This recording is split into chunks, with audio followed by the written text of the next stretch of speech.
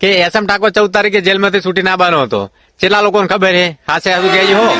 અભી મજા આયેગા ના ભીડો. નહીં ખબર ને? જો તને ખબર હોય તો બરોબર છે, બાકી જો તને ખબર ના હોય ને તો હું તને કહું કે એસએમ ઠાકોર એકચ્યુઅલી જેલમાંથી બહાર નથી આવ્યો. માર ભાઈ એમ કહેવાય છે કે એસએમ ઠાકોર જેલમાં જ હશે, કોઈ મોમાન ઘેર નહીં ગયો. તેના ફોન કરીને બોલાયેલો કે 14 તારીખે આવી જાય એટલે 14 તારીખે ટચ થઈ જાય. હા, એ પોલીસ થોણું હોય. થોણું કને કહેવાય? જે એક વખત જાય ને એને ખબર પડે કે પોલીસ થોણું કને કહેવાય. બાકી જે લોકો નહીં ગયા ને એ લોકોને ખાલી વાયડે હુજે મારી નાખો, તોડી નાખો, ફોડી નાખો.